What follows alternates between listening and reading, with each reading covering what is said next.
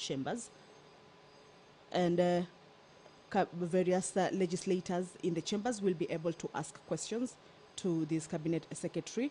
And the nominated senator, Honorable Veronica Maina, will be asking the cabinet secretary for mining, blue economy, and maritime affairs to explain what extent, or rather to what extent, the government invested in putting up infrastructure for the country to explore and benefit from aquatic products, marine aquaculture, and blue biotechnology.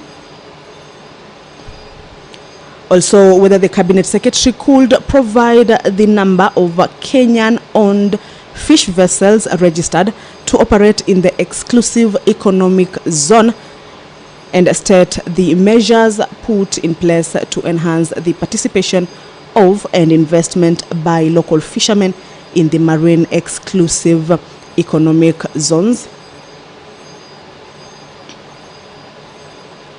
Also, whether the cabinet secretary could inform the Senate of the quantity of marine produce landed in the existing landing sites, the measures put in place to accelerate the development of marinas along the Kenyan coast and inland lakes, and the state of construction of landing sites in Liwatoni and their capacity to handle landed produce. These are the questions that the Honorable nominated Senator Veronica Maina will be asking to the Cabinet Secretary for Mining, Blue Economy, and Maritime Affairs. Currently is a quorum bell, a 10-minute quorum bell for members to walk into the chambers. This is according to the House Standing Orders that at the beginning of the Senate House proceedings, the House must have a quorum of 15 members, failure to which then the Speaker can direct that a quorum bell be rung for 10 minutes. You have the prerequisite quorum. Clerk, kindly call the first order, please.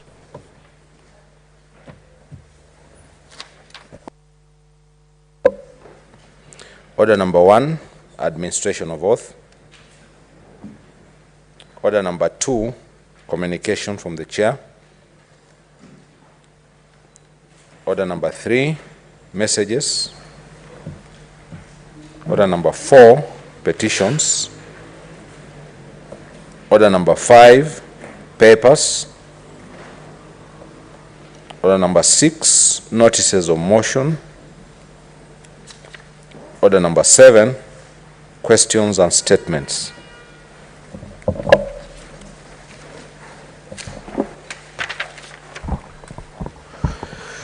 Senator Boni.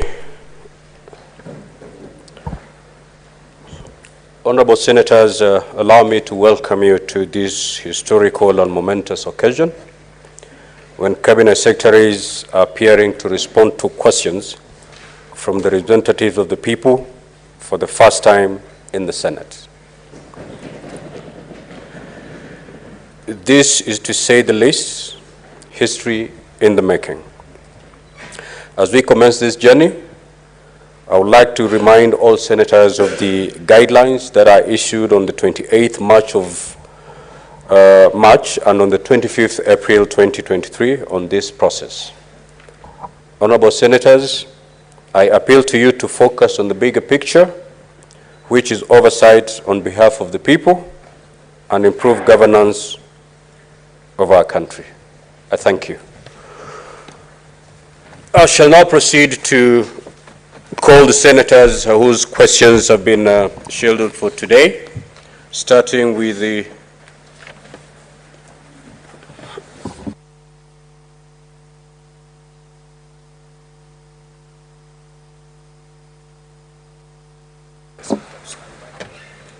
Sergeant at Arms, kindly usher in the CS Interior.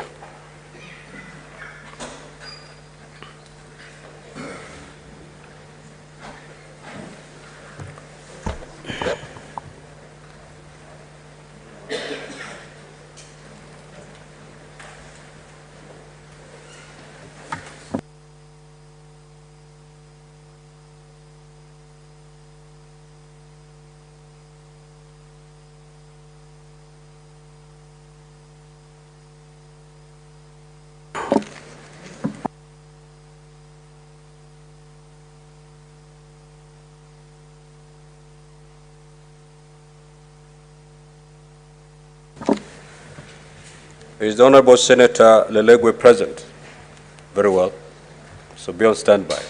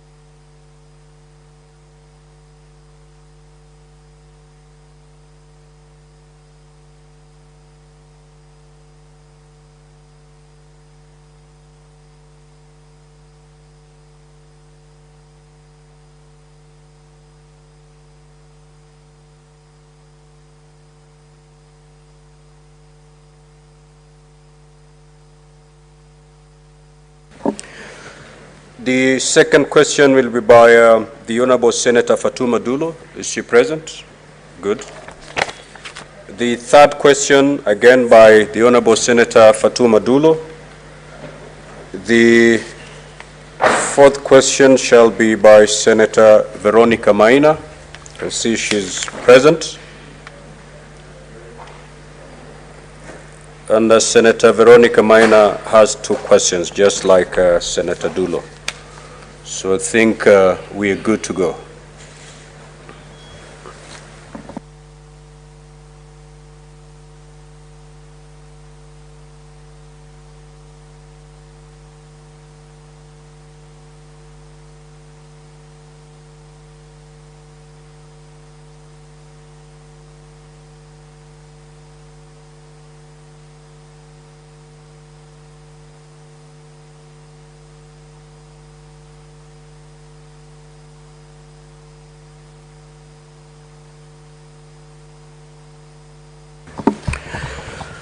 The CS Interior is present, the Honorable Kithure Kindiki.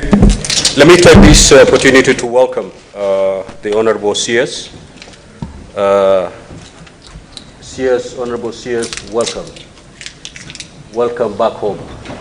This is the place where you honed your political career. I believe you're more familiar with this house than the ministry. And therefore, let me take this opportunity to welcome you back, where you're going to engage with the senators, basically to answer a few questions. And having served as a senator, you know the rules of this house. Of course, you're not a member of the house anymore, but that should be a big added advantage, that you're very much familiar with the terrain of this house, with the rules and procedure, and therefore, just like a fish, you should find yourself swimming with a lot of ease as you take to the podium. I will therefore call upon Senator Lelegwe to proceed and ask his question.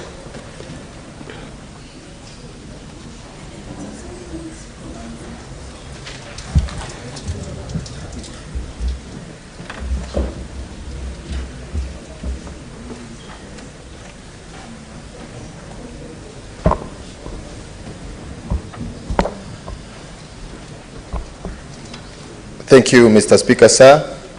Mr. Speaker, sir, I beg to ask the following questions. 3 questions to the Cabinet Secretary for Interior and National Administration. One, what's the state of security in Samburu West constituency in light of the deployment of the Kenya Defence Forces, KDF, to support the ongoing operations? Two, what measures is the government taking to enhance security in Samburu County, especially Samburu West constituency? Three, could the Cabinet Secretary indicate the plans in place to facilitate communities from Longeuan, Pura, Nolkera, Losuk areas which vacated their lands following directives by the Interior Cabinet Secretary to safely return and commence cultivation in view of the ongoing rains? Thank you, Mr. Speaker. Cabinet Secretary, kindly proceed to respond to that question.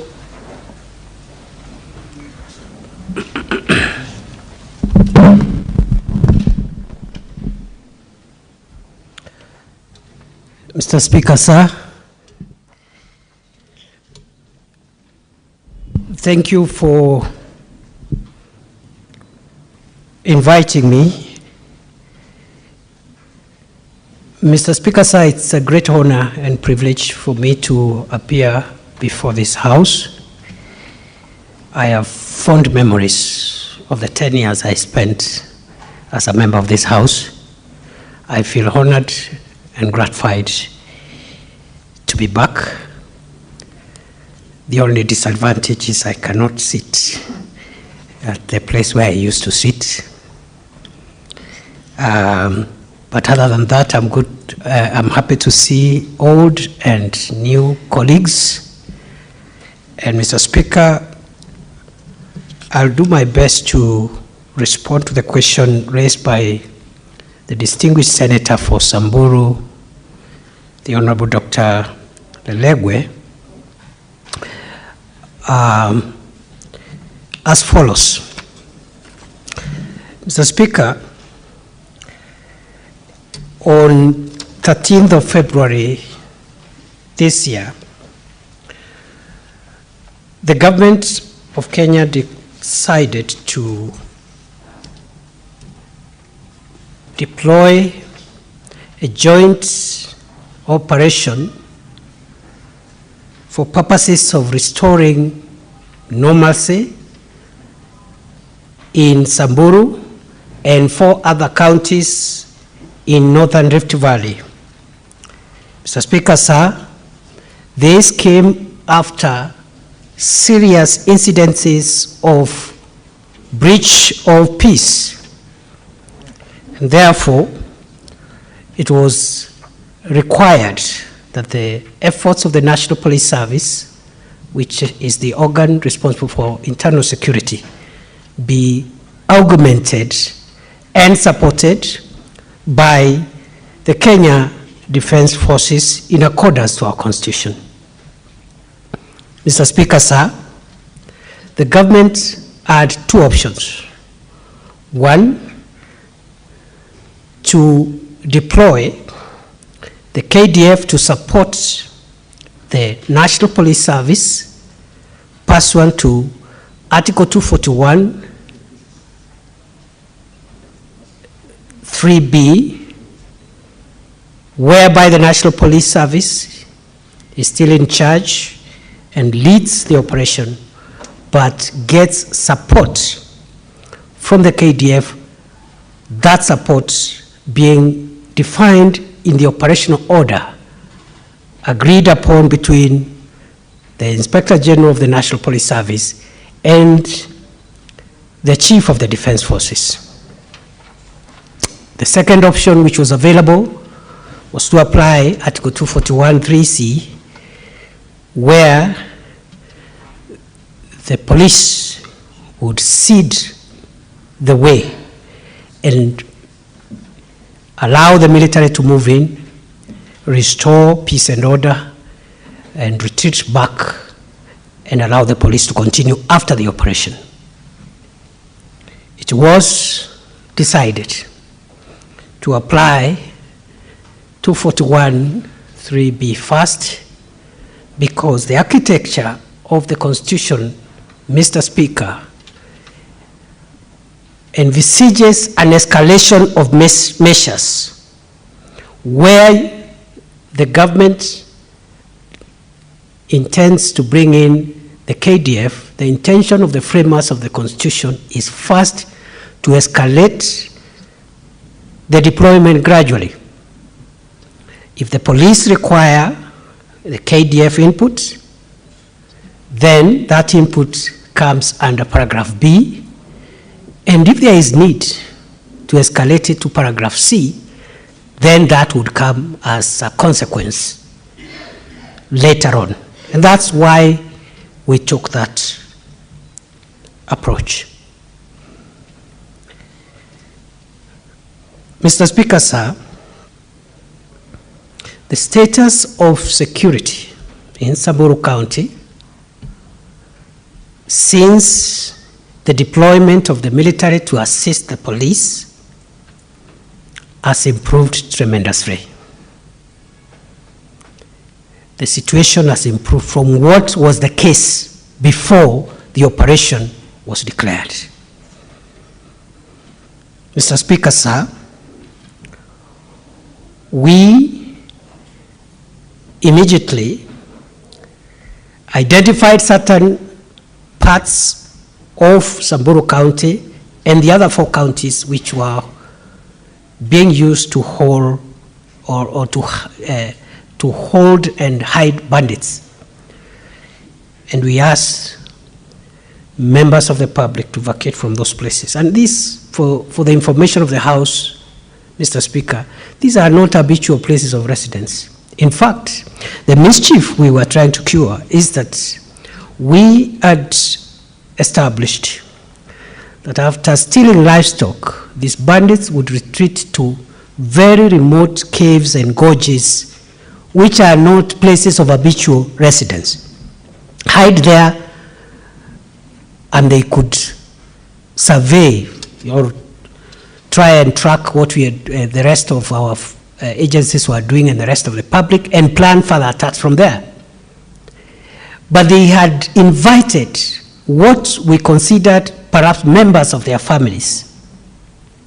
So we established their women and children holed up in those caves and gorges, and that's why we gave the kind of orders we gave after declaring these places disturbed and dangerous. The situation has improved, but after we gave the 24-hour orders for the public to leave these dangerous places, which were gazetted and publicized, the unintended but expected consequence was that some of the criminals took the 24-hour notice to mix with the rest of the population, because after 24 hours, we were able to dominate all the places we identified. And I can report to the House today, Mr. Speaker, that all the places, the caves, the gorges, the ravines, all the places that were being used as hideouts for bandits in Baringo, Laikipia, Samburu, Turkana, and West Pokot counties, and Elgeyo Marakwet, those places are clean, have been cleared and dominated by security forces. Our intention now is to make sure that those bandits will never, never, never get to access those places again. We'll do so by ensuring that our presence and the presence of security agencies in these areas is going to remain permanent. Even after we call off the operation, we will not withdraw the presence of security officers.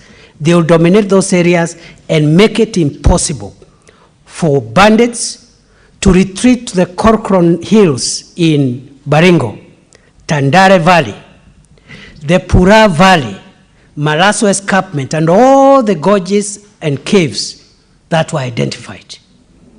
So I think we need to clarify for the public interest through you, Mr. Speaker, that those orders were not targeting habitual places of public residence. They were targeting specific, remote, and uninhabited areas where bandits could retreat and plan attacks, but then, pursuant to the requirement of international law on the use of force, we are to give a notice, because some would ask, why give a notice to bandits to vacate?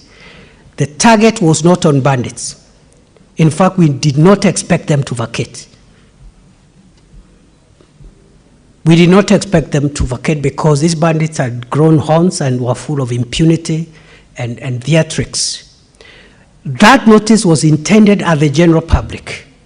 They could be members of their families, women and children, because under international law, if you're going to use force, then you must ensure that that force is targeted at armed criminals or belligerents or people who are resisting authority, and members of the public should have that notice. And I am happy to report, Mr. Speaker, those places are now clear. With regard to the attacks that we continue to experience in those areas, is as a result of some of the bandits who took the 24-hour window to mix up with the public. We are working very hard to make sure that we also extinguish the remaining threats. And therefore, in a nutshell, the operation, in our view, is a success. We have learned in the last 2 months there are still gaps. We are going to seal the gaps. We will stay there as long as it takes. I want to assure the people of Samburu County and all the other counties affected, including counties affected by this menace, but which are not part of the operation yet. I want to assure them the crime of violent cattle theft, rustling, banditry, and visiting terror on the public by criminals. We will make sure that that culture and that practice is finished and it will be part of the history of Kenya. We are determined to do whatever it takes. It takes a while because of the intricacies involved, but Honorable Speaker, we are on course and we will win the war. It's either Kenya or bandits. It's either the law or crime. One has to give way. Kenya will not give way. The government will not give way. The people of Kenya will not give way. Bandits, criminals, have to give way. Honorable Speaker, with regard to the second part of the question, I would like to respond as follows. The measures that we are taking, other than the military and police action to flush out criminals, includes improving our intelligence so that we work on intelligence based and intelligence-led security. We've made great strides in strengthening multi-agency intelligence sharing, even within the organs of the national security. Within the National Intelligence Service, National Police Service, other agencies that are involved in the security of our country, we are investing heavily on intelligence. And the same way, Mr. Speaker, the enhancement of intelligence-led security has helped us to contain the threat of terrorism.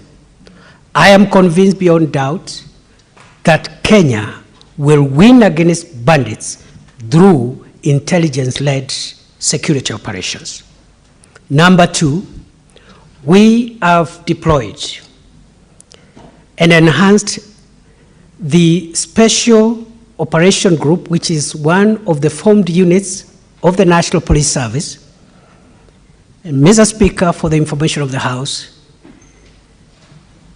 the future of our country winning over sophisticated and complex crime, including banditry, terrorism, drug trafficking, the future is in the specialized formed units of the National Police Service. We have a number of these formed units: Special Operations Group, the Rapid Deployment Unit, the Anti-Stock Theft Unit, and others, including the General Service Unit. These are our front-line soldiers in the fight against complex crime. And therefore, with regard to the measures taken in Samburu West, we have deployed in the last few weeks the Special Operation Group, which helped us a great deal 2 months ago to stabilize Samburu North, the area of Baragoi. There were gunshots every day, deaths and bloodshed every day. But the Senator of Samburu and the people of Samburu will tell you from December last year, that area has been cleared. And the challenge we have, Mr. Speaker, and we call upon Parliament, the two houses of Parliament, to support our security sector. The investments required in the specialized training of these formed units is so high, yet the results are extremely precious for this country. The war against terror was won by the formed units, including, of course, the anti-terror police unit. The war on banditry will be won by a mixture of general policing, but also the use of formed units. And therefore, we will require the support of the House. So the way we've done with Baragoi, we are now putting SOG on other parts of Samburu and also on other parts of the affected counties, even those that are not within the operation area. And I can report to the House that on Friday, I'll be visiting Elgeyo Marakwet to see the deployment of SOG because of the Koloa Bridge and the problems we've had in Marakwet East between Tiati and Marakwet. There has been cross-border raids of late. We have sealed off that area now. It's going to be a thing of the past, and so gradually we are winning the war. We'll invest in peace building. Shortly, we are starting a peace engagement, community-led peace engagement and peace building activities in all these areas because we thought we stabilized the areas first before we engage in peace building.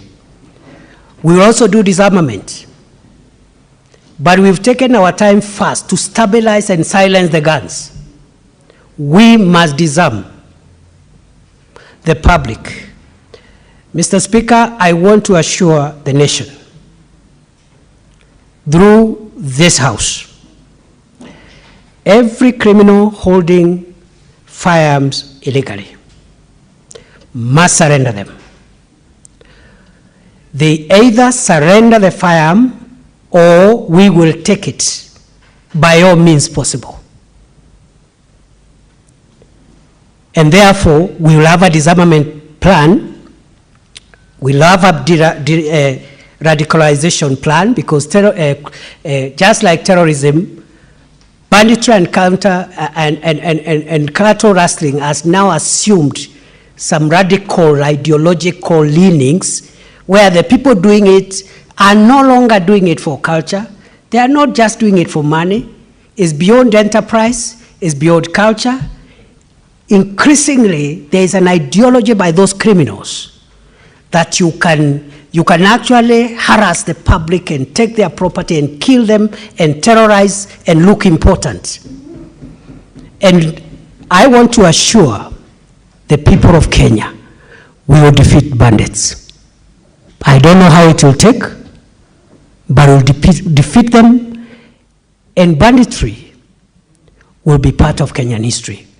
Mr. Speaker, if we had continued to allow what was happening by the time the Kenya Kwanza administration came to office and the few months after, if we had left that to continue, we would have had serious security agencies because we feared that even international terrorist networks would have infiltrated some of these groupings and complicated those matters. So, Mr. Speaker, finally, we are investing in long-term rejuvenation of the region which is affected with social amenities, public infrastructure. We are negotiating with our counterparts in the Ministry of Water, Ministry of Roads, Ministry of Energy, so that whatever quota of development projects, whatever development projects that are being launched or being planned are being funded for water, for schools, for hospitals.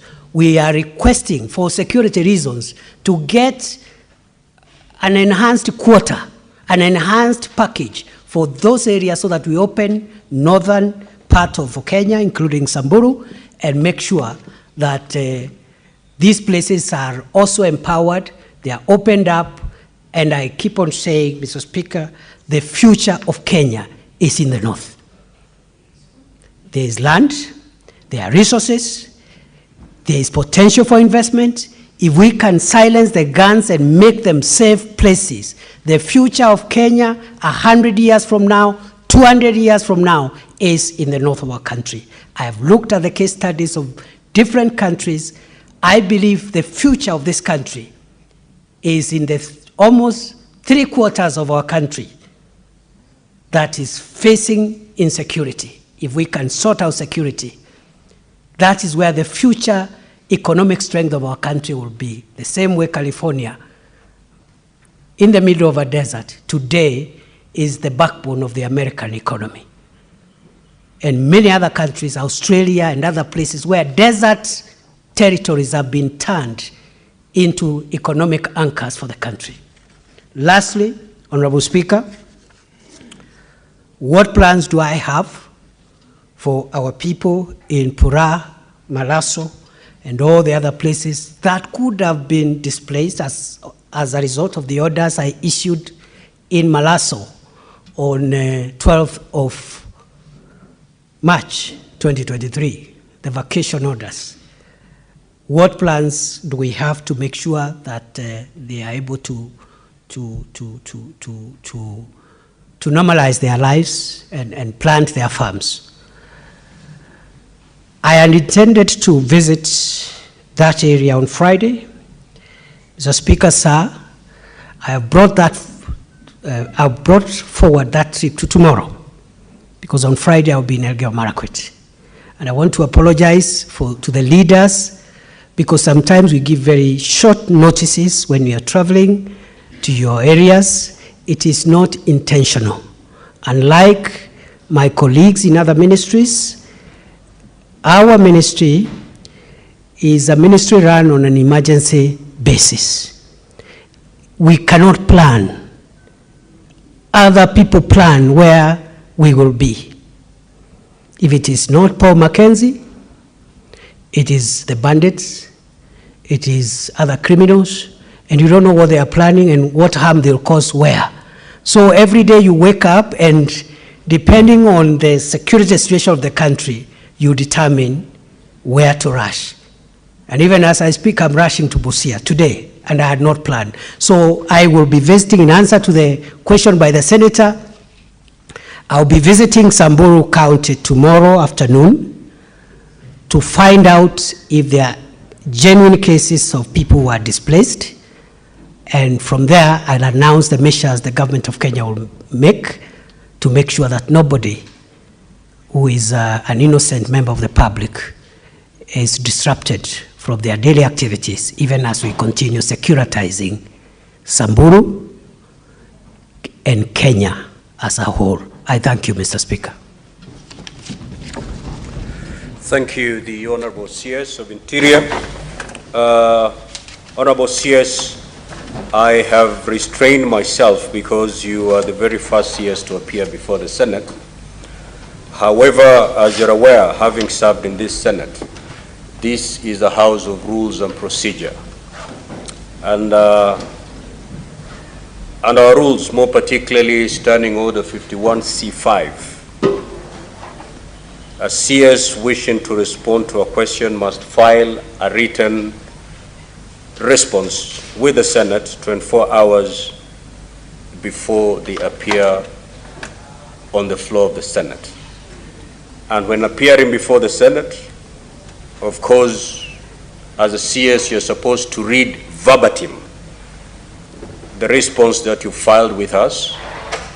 And thereafter, if you have any supplementary information to the response you've given us, then you can proceed to do so. The design was given so that the senator asking the question has prior knowledge of the kind of response you will give, and therefore prepare himself or herself adequately for a supplementary question. And therefore, Honorable CS, if you appear next before the Senate, kindly we will expect you to first read verbatim the response that you will have filed with the Senate, and thereafter you will proceed, if need be, to give supplementary information to a response as and when senators ask supplementary questions. But since you're the very first CS to appear before the Senate, I've allowed you to get away with that. Now, Honorable Senators, the CS has given a very comprehensive response, though beyond the filed response that he did. And therefore, I will allow the senator who asked that question, if he has any supplementary question, to ask. And thereafter, I will allow another senator to ask supplementary question. Now, Senator Lelegwe, you, under standing orders, you have 2 supplementary questions. You may choose to ask them at once, or you may choose to ask one now, allow your colleagues to answer the supplementary questions, then you be the last to ask the very last supplementary question. Kindly proceed, Senator Lelegwe.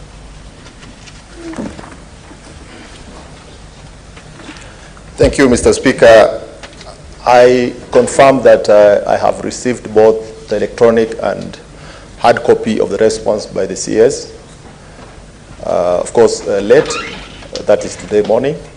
But I appreciate his response, and I'm sure the promises he has made to the Senate to tackle insecurity in insecurity-prone areas, including Samburu, will bear fruit.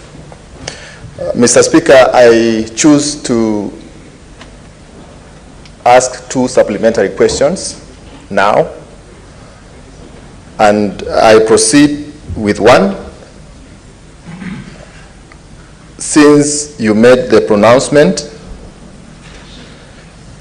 to order the multi-agency operation in the banditry-prone areas, many cases of banditry have occurred in the presence of the multi-agency team, the security forces, without any action taken. And I'm sure the CS has this information, has this intelligence, that cases of banditry, killing of people, loss of livestock, stealing by those bandits, have taken place. And in light of all that, in the presence of the military, in the presence of the multi-agency team, little or no recovery has been reported. Despite the success, and I agree, there is some levels of success since the deployment of these agencies. But the stolen livestock or the arrest of the perpetrators have not taken place. In light of this, CS, what is the government's policy on recovery of stolen property, that is livestock, and compensation if the government is unable to take action? We have seen families having been impoverished. Honorable Senator, of course, today is the very first time you're doing this, and I'll be giving a lot of latitude to both the CS and the members. But kindly, the supplementary question you ought to ask must be very direct. Okay. It is not an opportunity to make a speech, and then after the speech, you pose a question. Direct questions to the CS. Okay. The subject matter. Thank you, Speaker. I proceed. 1. Since you made the pronouncement and ordered a multi-agency operation in banditry-prone areas, many cases of banditry have occurred in the presence of the security forces without any action taken or recovery of stolen livestock or arrest of the perpetrators. In light of this, what is the government's policy on recovery of stolen property, livestock, and compensation, if any, if the government is unable to take action? 2, what measures do you plan to implement in order to guarantee the safety and security of administrators, in this case the chiefs, operating in areas prone to banditry?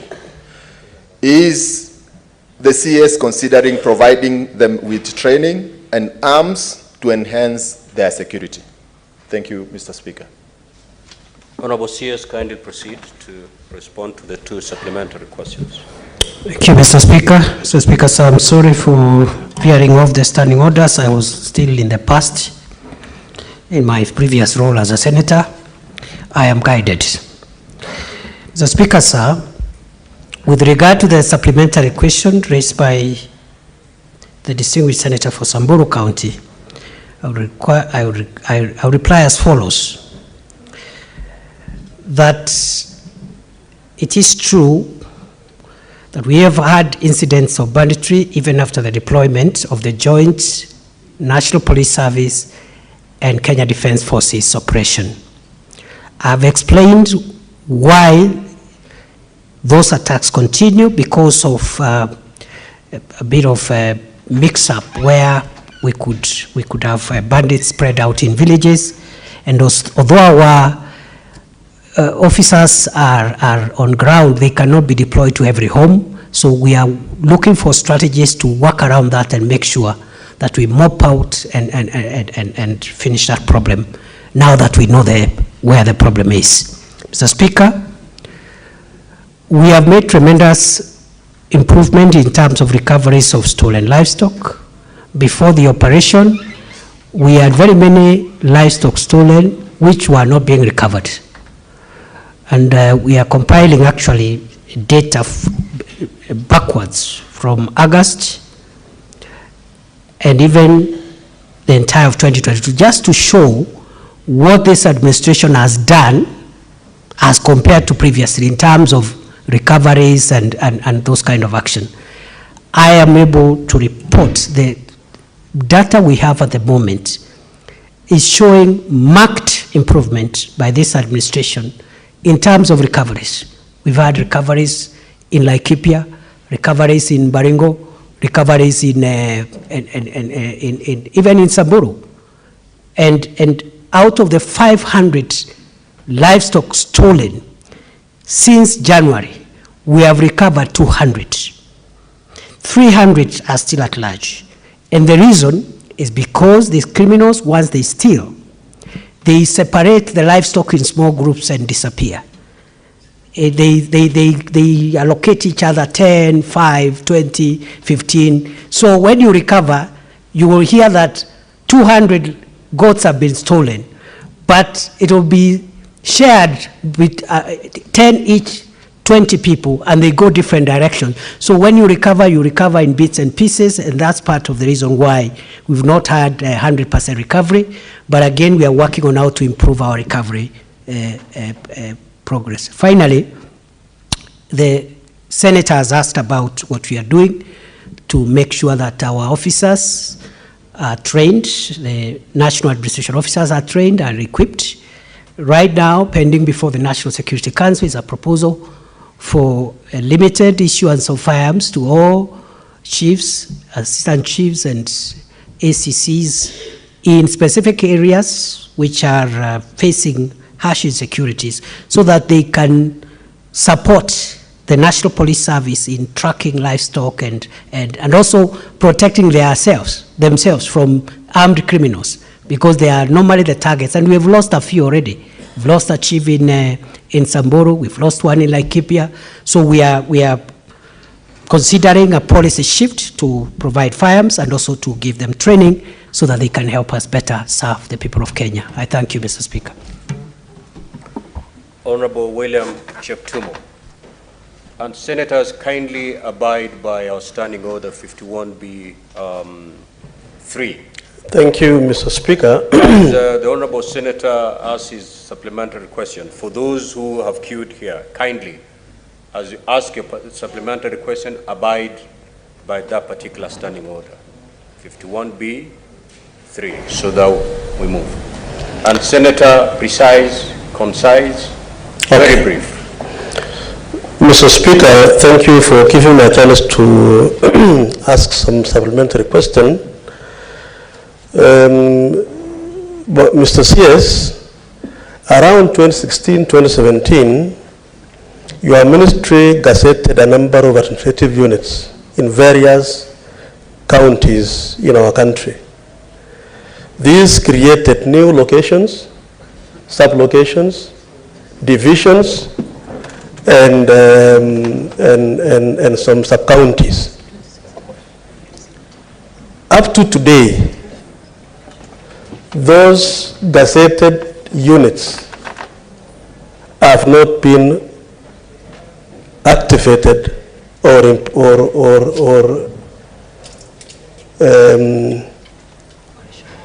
able to operate. This is helping to assist your ministry on matters security, especially in the security areas.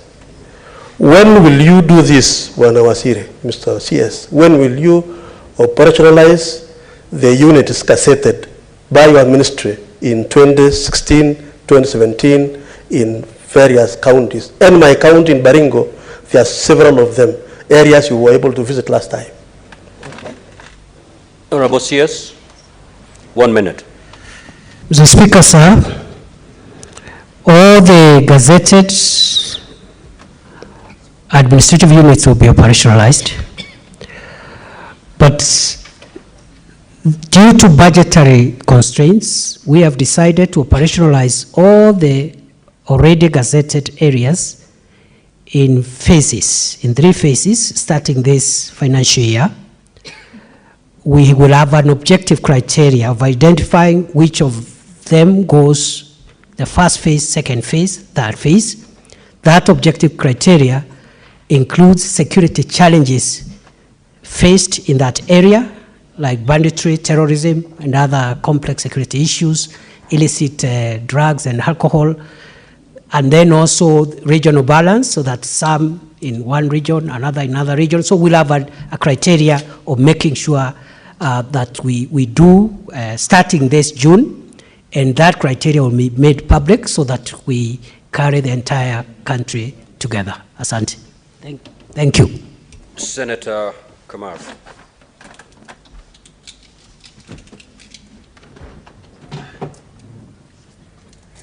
Thank you, Mr. Speaker. I want to thank the Minister for the CS for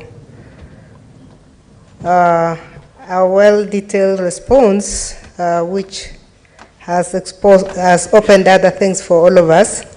We know him for a thorough person. Mr. Speaker, from those of us who watch from far, I want to ask the Minister whether there is a policy of handling people who have been displaced by government for reasons including what happened this time when people were moved from their places, because what we were seeing in the media, people who were really in a very bad situation. Is there a policy where food must be provided, sanitation must be provided? Because if people are told to move and they have not told where to move to and how they are going to live, it becomes tricky. Can the Minister expound on what policy they have on how to handle them when they have left their homes? Thank you. Yes. Mr. Speaker, sir, in response to the supplementary question asked by the distinguished Senator Margaret Kamar, I would like to respond as follows. That any Kenyan who was displaced as a result of the ongoing security operation or for whatever other reason, the policy of the government of Kenya is to resettle them. As I have said earlier before this House, Mr. Speaker, we have begun tracking whether there are any victims of the orders that I issued in Malaso on 12th of March 2023, starting with Samburu tomorrow, and all the other counties will assess if there are any genuine people who are displaced as a result of those orders. The government of Kenya will facilitate either their return or their settlement so that no Kenyan is deprived of their property or deprived or removed from their habitual places of residence. I thank you. Senator Kathuri.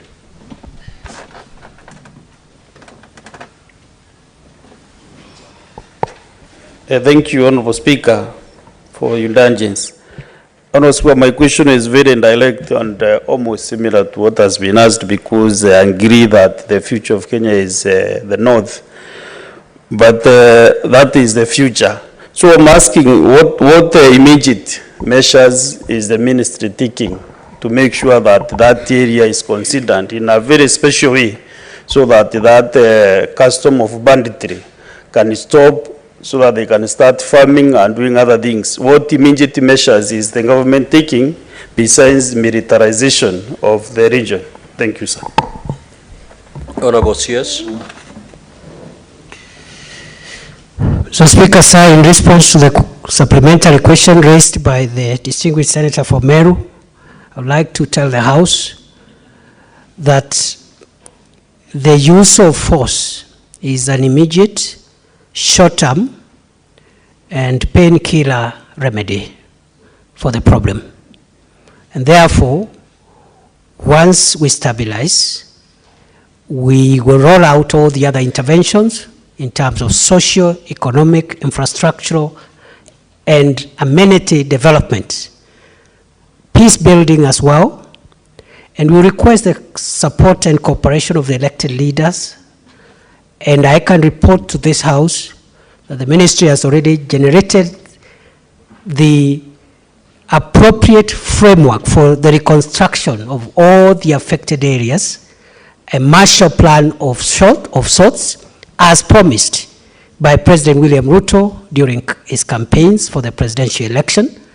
And that paper is now pending clearance at the National Security Council and the Cabinet.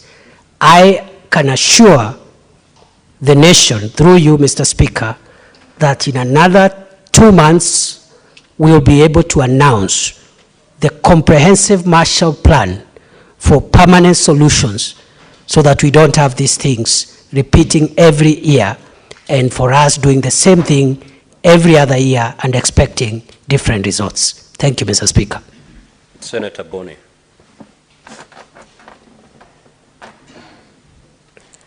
Thank you, Mr. Speaker. Mr. Speaker, allow me to thank the Minister for coming. I had no doubt, given the frustration we shared with him in this House for many years when we needed information from this critical ministry, that he would come. And I want to thank him and his office for the cooperation that they gave us when we were trying to urge them to come. Mr. Minister, in your position, you have access to special intelligence reports. Kenyans would like to know, unless your disclosure will prejudice operations, they would like you to tell them the role played by political players, including sitting MCAs and sitting members of parliament, who we believe, wrongly or otherwise, you'll confirm, that they are part of the problem of incitement, the problem of giving logistical support, and the problem of funding, and Mr. Speaker, the problem of procuring markets where these animals are sold as far away from northeastern as Nairobi in Dagoretti. Could you share with us? And number 1B of my question, Mr. Speaker, do you have a plan, Minister, to disband that structure of security called police reservists?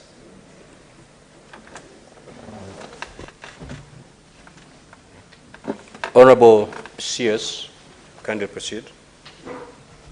Mr. Speaker, sir, I would like to respond as follows with regard to the supplementary question raised by the distinguished Senator for Kakamega.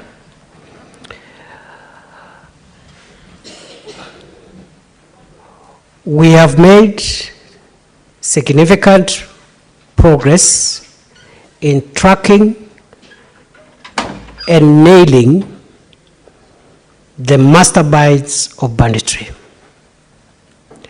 I can confidently assure the people of Kenya, we have in our radar a number of politicians of different cadres whose activities have been linked to the support, funding, and encouragement of banditry. We have crucial evidence, some of which was collected at the scene of crime at the attack in Kainuk early in the year, which incriminates political leaders and other people. I can also report to the House, we have evidence which we are almost at the tail end of finalizing and processing of the senior commanders in the banditry enterprise. Mr. Speaker, the banditry criminal enterprise has its own command. Just last week, one of the most notorious commanders of banditry was apprehended alive from the Corcoran Hills and arraigned in court. And the leaders from Baringo and those parts know who that person is. He's terrorized us and is even helping us even to zero in and fill the gaps of the investigations that are ongoing.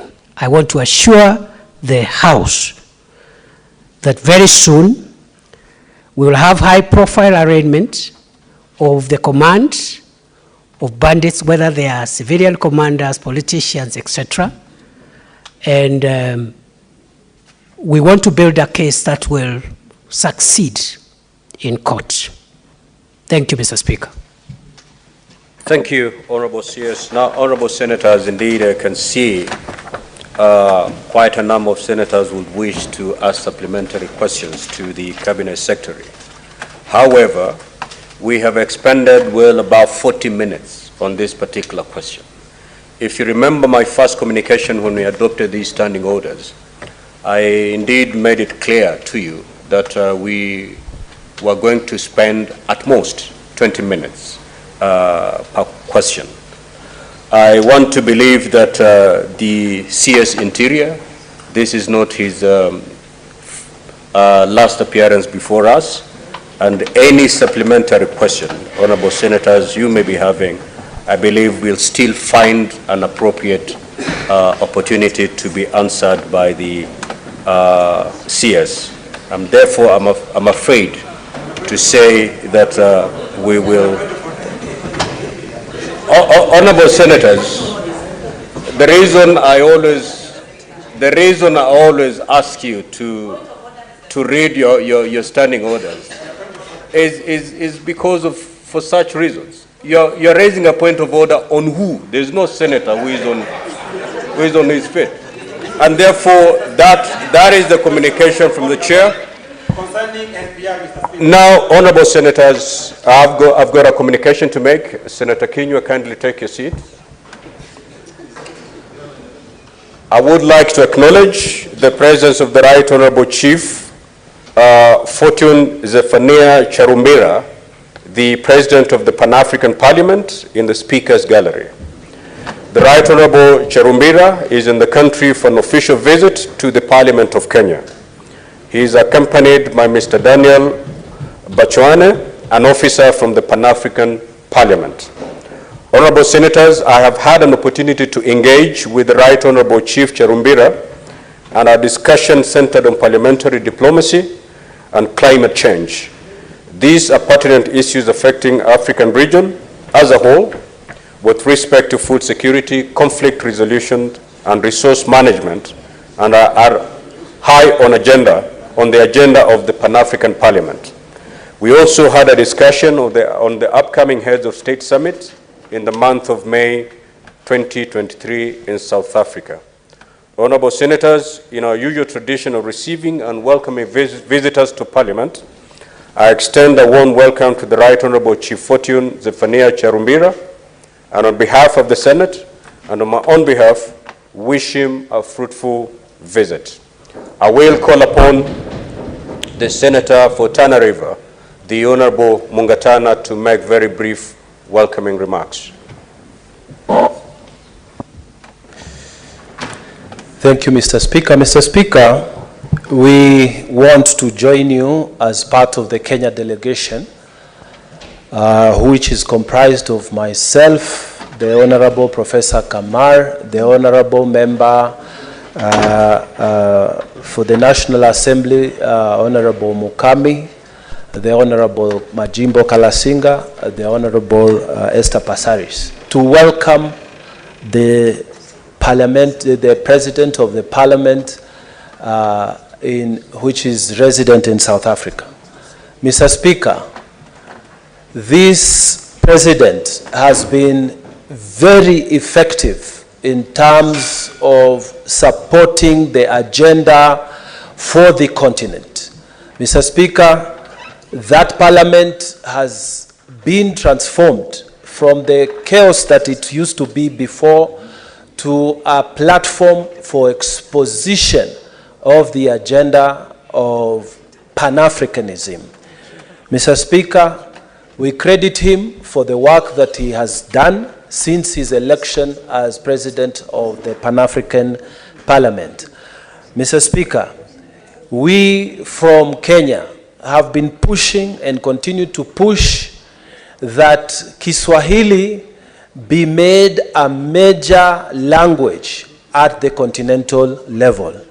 Right now, Mr. Speaker, we have Arabic language, we have French, English, and Portuguese. But, Mr. Speaker, the Kiswahili language, although accepted, and it's the only African language, really, indigenous language, has not been used properly and to the large extent that is required in the work of that Parliament. So, Mr. Speaker, I want to take this opportunity to welcome the Honorable President in Kenya. Mr. Speaker, like you said, we have had great engagements with him. He has been also up to the State House and had great engagements with the President. We are very grateful and honored to have him in Kenya today. Mr. Speaker, I join you in welcoming him. I thank you, Mr. Speaker. Thank you, Honorable Senators. I will now proceed to discharge the CS Interior. And I've noticed that most of these so-called supplementary questions can actually be posed as substantive questions. So the mere fact that you have not gotten an opportunity to ask your supplementary question, you still have a window to actually pose your supplementary question as a substantive question to the CS, and it still appear here. So, Honorable CS, thanks for coming. You stand discharged for the day. I will proceed to call Senator for Isiolo, the Honorable Fatuma Dulo, to ask. But before you do that, kindly give us a few minutes as we usher in the responsible CS. Yes, what clarification are you seeking, Senator Chirange? Thank you, Mr. Speaker. I agree with you that this is the first time that we are doing this.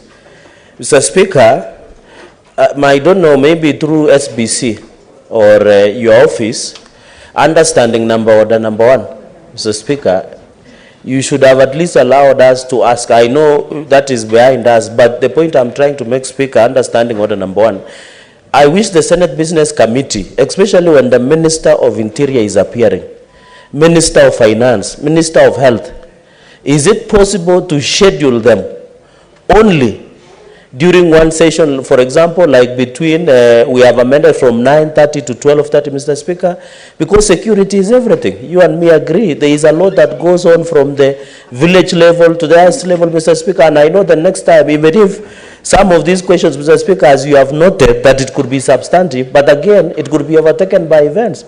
Like the issue of banditry in the north, like other issues, what is happening in Shakahola, cult, Mr. Speaker, in your county, and many others, Mr. Speaker. So I call upon, in as much as there is standing order number 51-7C, Mr. Speaker, and I also need your interpretation on this, because I have realized my colleagues, Mr. Speaker, just allow me quickly as we allow changeover. Also understanding order 51C-7B. When it says allow, and it says upon the issuance of response or making of a statement under paragraph 1, the Speaker may. So you can see, Mr. Speaker, standing order number 1 and 51-7C is similar. May be, of course, allow the senator who asks the question to raise a maximum of 2 supplementary questions that relate to that question. And B, allow any other senator to ask a supplementary question. Mr. Speaker, on that 51C-7B, you need to give direction so that members cannot use that as a pretext of making a debate, making a speech. And when you say supplementary question, does it mean you can tie up into one question before asking, Mr. Speaker? And Mr. Speaker, kindly in future, understanding order number 1, you have power, Mr. Speaker, to allow us to ask as many questions as possible, Mr. Speaker. And even the Bible says we were not meant to obey the rules. It is the rules who should obey us, Mr. Speaker. So I beg with your indulgence, Mr. Speaker. And I know as you sit here, Mr. Speaker, sir, you would have also wished that we ask something about Shakahola in your county, because you cannot ask. Some of us were willing to do the job for you, the legwork, Mr. Speaker. So kindly be patient with us. Please be fair to us. You are our father. Please sometimes allow us to ask for the benefit of our constituents, Mr. Speaker. With that indulgence, I thank you. Thank you, Senator Chirange.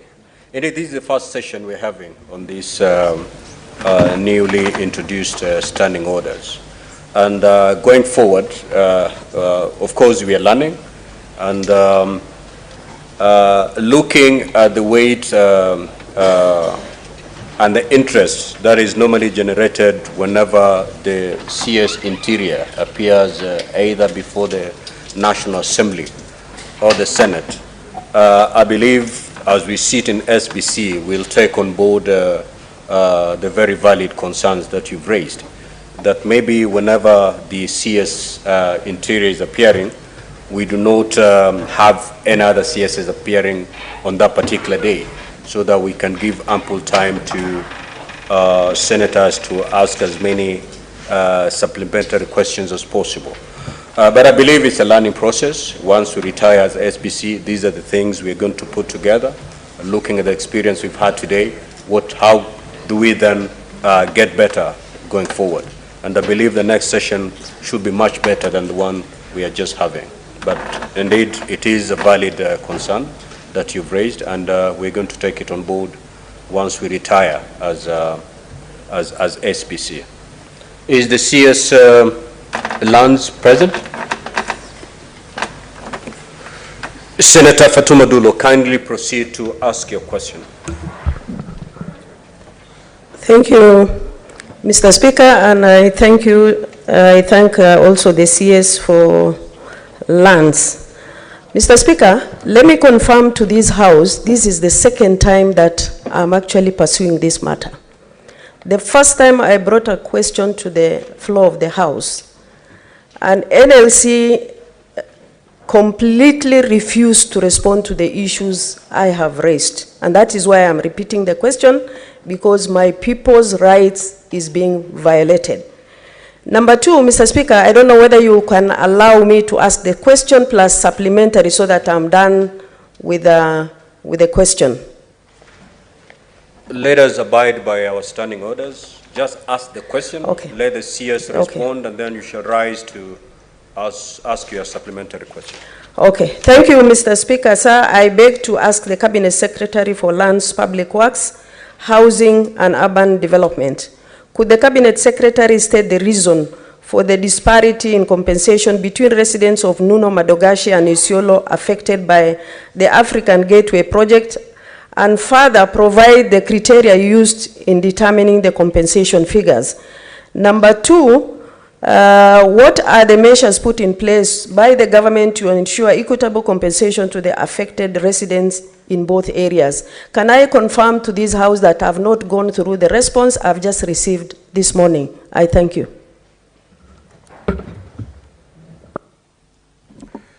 Cabinet Secretary, kindly proceed.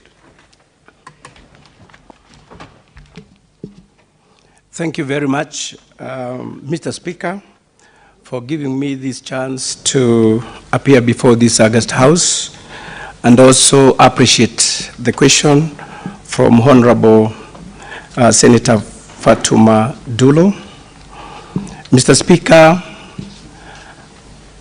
I request for your indulgence and guidance, because as the Honorable Senator said, the mandate of compensation for public lands is squarely on National Lands Commission pursuant to Article 67 of the Constitution of Kenya 2010 and Section 113 of the Land Act 2012.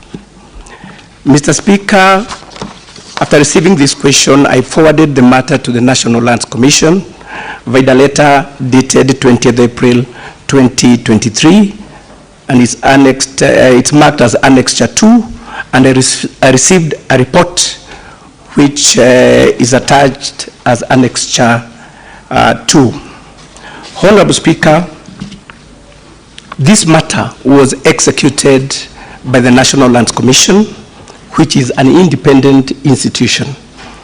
Therefore, Mr. Speaker, I was requesting for your guidance as to whether I go ahead and submit the report that I received from the National Lands Commission, because as a government, the report we received, we feel it's not adequately done.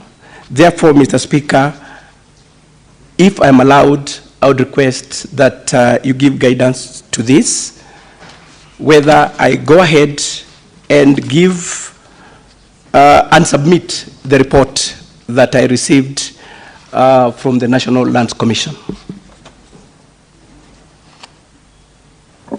Senator Dulo.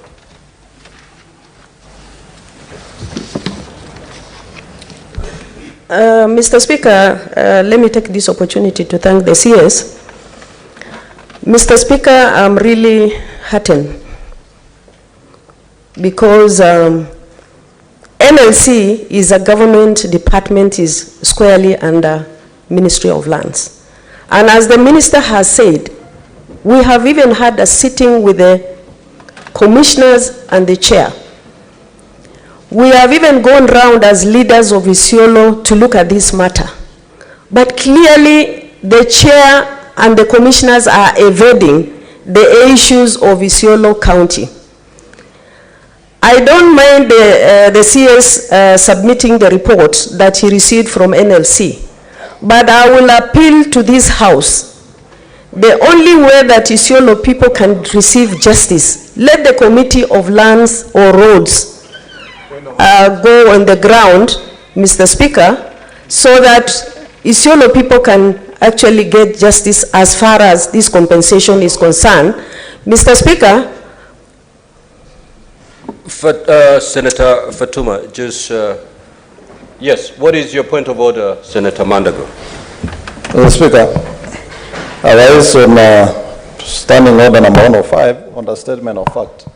I've heard the Senator for Isiolo saying that the National Land Commission is a department in Ministry of Lands. Mr. Speaker, as far as I'm concerned, the National Land Commission is an independent constitutional commission. Is it in order for the Senator for Isiolo to mislead the House? Very well, Senator Fatuma Dulo. These are the Chapter 15 Mr. Speaker, Constitution. thank you for this, but whether it's an independent commission or not, it's a commission directly under the parent ministry, which is Ministry of Lands. That is why the minister is responding to the queries. But my request, Mr. Speaker, as far as this matter is concerned, I would urge an appeal to the relevant committee to visit the affected communities so that we can deal with this matter for finality. I thank you. Senator Chirange. It's not here. Senator Chute. Thank you, Mr. Speaker. Thank you, CS Lands. I have one question only. There is land in Moyale, big chunk of land called Gubalticha. It has a dispute between three communities, the Boran, the Gabra, and the Burji. I wanted to know from the CS if you are aware of this dispute, when are you going to solve this dispute? Thank you. Honorable CS.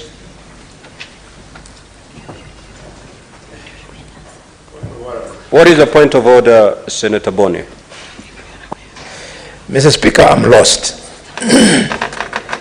The minister has told us that he doesn't believe or is not satisfied with the answer he's giving us. And here we are, after he asked us to make that decision, still listening. Mr. Speaker, Senator Boni, a ruling is going to be made to that effect. Okay. Yes. A ruling is going to be made to that effect. Thank you. Yeah. Honorable CS. Thank you, Mr. Speaker. In regards to the land issue in Moyale, I want to tell this August House I'm not aware of it, but I'll look into it and give satisfactory response to that. Mr. Speaker, it's good to let this August House know that National Land Commission inspects, values, and rewards any compensation on lands, on public lands. Therefore, and since they are an independent institution, they are allowed to do that by law. So, my request, Mr. Speaker, is to let National Lands Commission be summoned so that they can adequately tackle this issue, because all the information that is needed to this August House will only come from them. So I'm still requesting that the House, through you, Mr. Speaker, to request the National Lands Commission to come and give and shed more light to this issue from the Senator Fatuma Dulo. Senator Mandago. Thank you very much, Mr. Speaker. Mr. Speaker, I rise to support this question by Senator Fatuma Dulo. And my request, Mr. Speaker, because this is a practice that we've seen NLC undertake in various government projects. Mr. Speaker, you remember there was compensation for the SGR. In my own county, there was compensation for Kentraco transmission lines. And Mr. Speaker, we are seeing this in Isiolo. The biggest challenge we have, Mr. Speaker, is the process of valuation by NLC. And Mr. Speaker, I would want to request that the chair of NLC be What is your supplementary question, Senator Mandago? You know, this is not a statement where you... Thank you very much, Mr. Speaker. And Mr. Speaker, my request is the chair NLC should be summoned so that we can ask direct supplementary questions on the issues of valuation. But allow me now that I have this chance to ask the Cabinet Secretary for lands. What plans does the ministry have to ensure that all public utilities in this country are titled? Thank you, Mr. Speaker. CS. Thank you very much, Mr. Speaker. The government is in the process of securing all public land in the country. This is a process we have started with the learning institutions.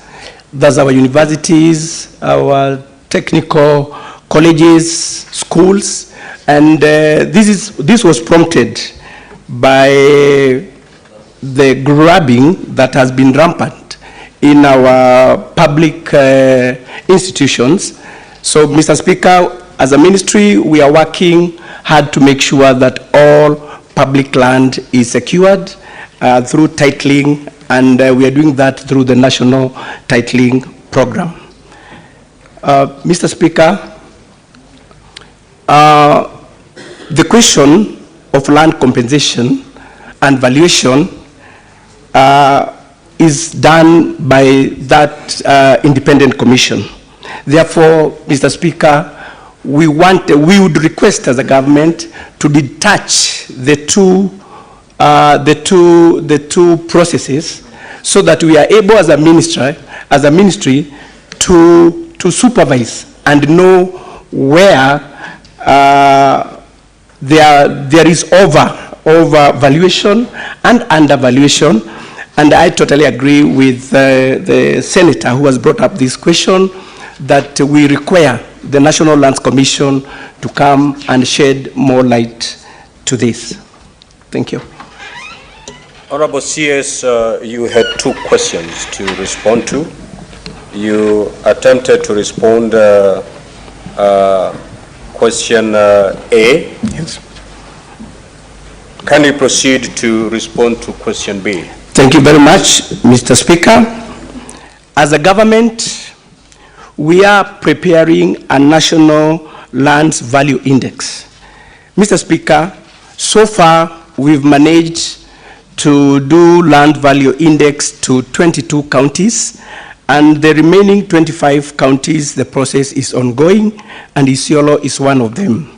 This national land value index we are going to develop a database of land values across the country, and we are going to achieve four main things. One is to harmonize land values for different areas across the country. We'll also generate a reference point for the land values for compensation and other related purposes. Also, we are going to guide investment decisions for both public and private entities. And lastly, guide national and county governments in budgeting for public projects. So the cure to this, Mr. Speaker, is to have this lands value index, because with that, we'll be able to compensate people adequately without overvaluing or without undervaluing. Thank you, Mr. Speaker. The Honorable Chiranke. Thank you, Mr. Speaker, for the indulgence. Just a quick supplementary question to the CS of lands. Mr. Speaker, sir, through you, how many forest evictees or people who have been evicted in Nandi County and the intention of compensating them? Plus, Mr. Speaker, the Ministry and through National Land Commission, they had ordered resurveying of multinational tea estates across South Rift and in Nandi. So specifically in Nandi, Mr. Speaker, the resurveying of multinational tea estates will take how long, Mr. Speaker? And if there is excess lands that are being occupied by the multinational tea estates, what is the intention of the Ministry of Lands to do with the excess land? I thank you, Mr. Speaker, sir. Honorable CS. Thank you very much, Mr. Speaker. On issues raised by the Honorable Senator, I would request that I get more time to look into that because as it was not part of what we had prepared for today, but promise that we are going to look into that and give this House adequate answer to that. Thank you. Honorable Senators, as you ask your supplementary questions, let it be related to the subject, to the primary question. That will allow the Honorable CS give you a comprehensive answer. Any question, supplementary question that is not related to the primary question, then you will get the very response that you've just received from the CS, that I need to go back and prepare and come back. So your supplementary questions, let them flow from the primary question so that the CS can adequately respond to that. Senator Abbas. Thank you, Honorable Speaker. My supplementary question is that the Waziri, you are aware that title deeds are very important documents to this country today, and most parts of this country, especially in the Wajir, Garissa, and Mandela, experiencing issues to do with title deeds. When will you, when will the ministry open offices to issue title deeds? Because it has become difficult, traveling all the way from Mandela and Wajir to look for title deeds in this place. So when will you have a regional office that can be able to give us title deeds? And what is your plan? Yes. Thank you very much, Mr. Speaker. And to report that we're in the process of opening up registries in areas that had no registries. This is in line with what the government is doing, because what we're doing at the moment is making sure that all our land records are digitized. And with that, that will help us do away with most issues that have been rampant in the land sector.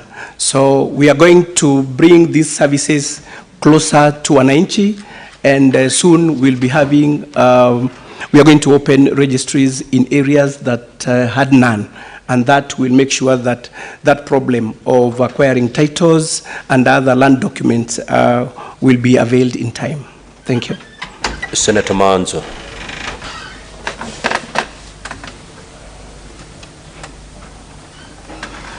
Yeah, Mr. Speaker, I'm concerned with the independence of the National Land Commission and the role of the ministry. It seems that most questions we are going to bring here, it will be back and forth.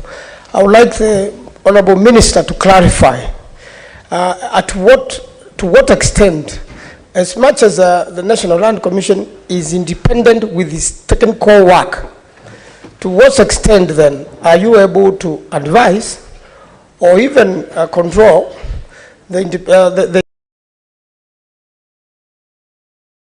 This time we want to have a conversation with a politician and an author and an advocate of the High Court, Saitaba Olekanchori. Good morning. Good morning, Eric. Good morning, listeners and viewers. Karibu sana to Kenya's biggest conversation. Asante sana. Welcome to the hot seat. Thank you. Before we move into our conversation, this sort of e-filing of court systems, you're an advocate, you're an officer of the courts. Yes, I am. Can you talk about what that has done actually in terms of improving efficiency and working conditions for all? You are now an author, a published author. Absolutely. And your book is Why Baba is Not the Fifth. You're here so we can discuss that. To welcome us into this hour, CT, give us the day's proverb. Well, this is our final proverb from the country of Mali. Like most of the proverbs we've read in the course of this week, the proverb is simple and straightforward. Success may sometimes be disguised as a disaster. Put on hold. What do you make of this particular proverb, Saitaba? I'm seeing it, City, I always find these proverbs a bit, like they're leading questions. You know, he's like a very good lawyer with a witness, and he wants the witness to give a certain testimony. So he guides the witness with his proverbs. in the courtroom, we call those leading questions, and they're not allowed actually if you're having your own witness. So, but I would say yes, indeed, you know, success can also be very destructive, just like failure can also be edifying. So, success indeed can expose you, because they say if you want to know a man, give him power, and success is power, by whatever form it comes. So, if you also want to know a man, let him be successful and you know him. They will bring out the true colors, and sometimes the true colors are not that pleasant to the eyes. Okay. But there's also the other side of it, which is that, you know, if you look at the flip side, that failure also is you know, many times is actually, we learn more from our failures, our failings, and you know, and setbacks. You know, so failure is a step towards success. Success, yes. Okay. Setebo, last year before August, we had interviews with you on Spice FM, on KTN, talking about the preparation for the election. You are Raila Odinga's chief agent, the Azimio presidential candidate, and you are really very much involved dealing with the IEBC before the election, on the day of the election, after the election, the counting, and then the tallying of all the votes. You are in Bomas. We saw you. You at some point addressing the country, and the IEBC to attend this podium is for commissioners. Boss, Siayako. After the election, we invited you here again, and we asked you, so what do you think happened?